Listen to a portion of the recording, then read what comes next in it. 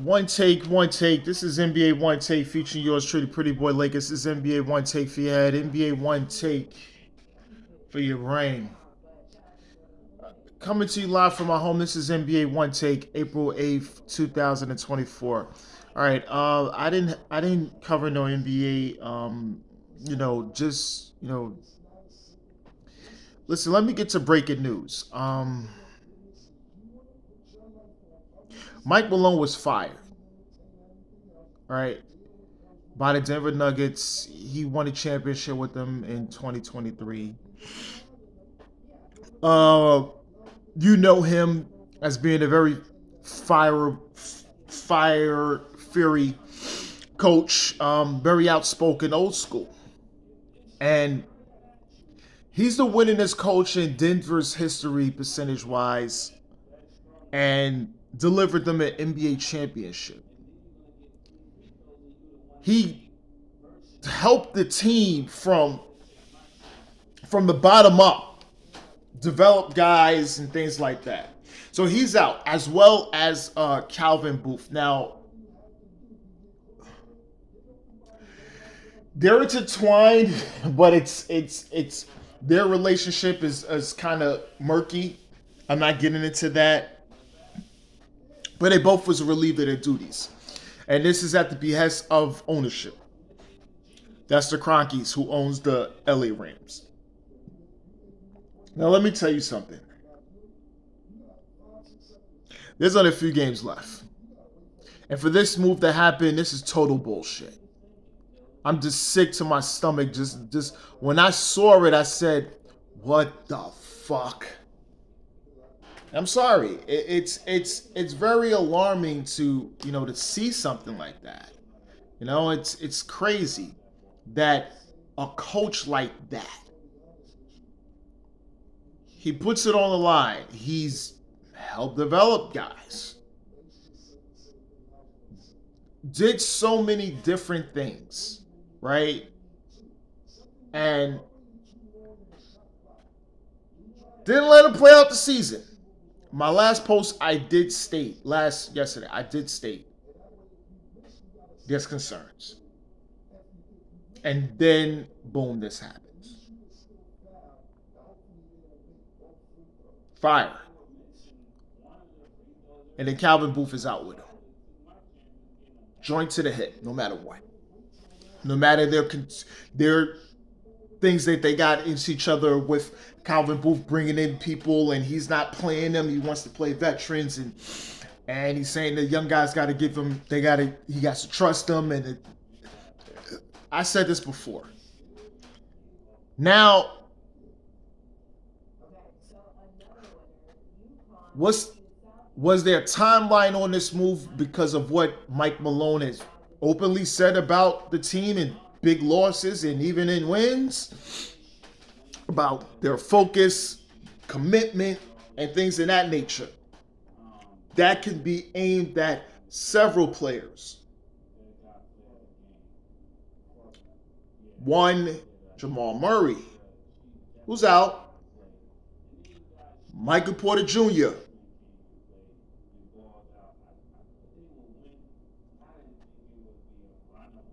and others. I name those. I don't name Nikola Jokic. Nikola Jokic does whatever what the coaches ask for him to do. He doesn't complain. He doesn't, he doesn't speak much. He tries to, talk with guys and things like that. He's a team-oriented guy.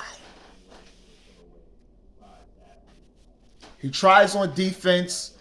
He tries. And he's a coach's dream. But we're talking about the other guys. The guys I mentioned.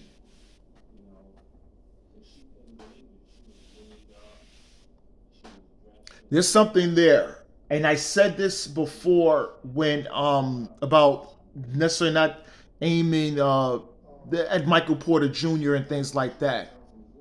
I'd said prior years ago, and years I can't even drum it up. You may have to look it up. I don't know. I did state that Michael Porter Jr., when he got the big contract, and I said, no, this guy really thinks of himself highly with his ability. He's not just a 3-point shooter.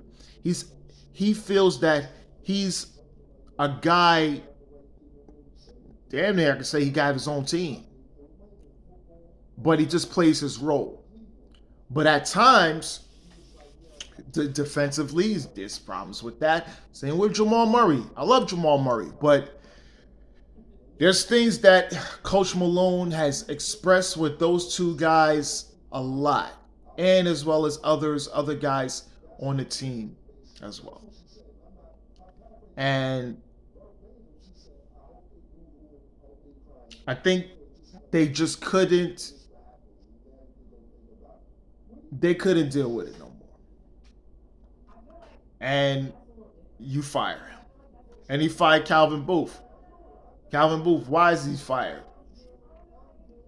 Well, the internet buzzed and said, well, what did Booth ever do for Jokic? Did he ever bring anybody? Did he ever bring in some guys? Did he ever try to trade guys that won the championship to try to get a better team around him? Why didn't he think about getting Luka Doncic from Dallas when Luka goes to the Lakers?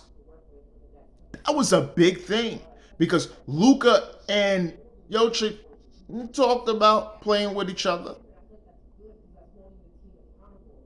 And for Luka to go to the Lakers without Booth and these guys trying to do something with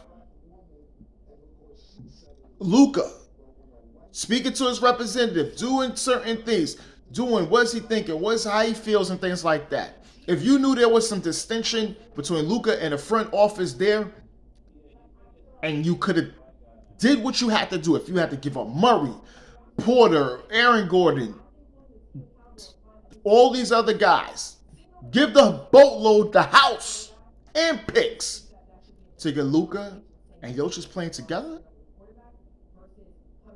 and you had those guys for the next 7 years.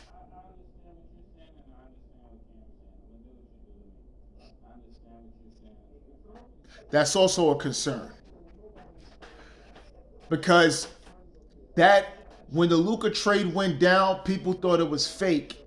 And then other teams looked at themselves and said, well, what the hell are you doing?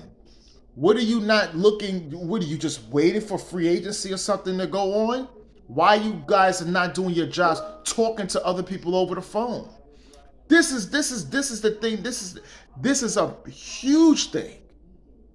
Because what the ownership is seeing is that we paid and reward guys. Now look at our team. Jokic is dominant, getting even better. The guys are staying the same. And the team is resembling the Milwaukee Bucks. And I told people that, and they said, well, no, that's just wild and crazy. No, it's not wild and crazy. This is what's going to happen. You got to get your team better. And this is why Booth is out. Malone, it's just crazy to me. But that's the nature of the NBA. Because look what they did to Taylor Jenkins in Memphis. And look where Memphis is going. It's crazy. But this is NBA Onetake's Pretty Boy Laker, and I'm out.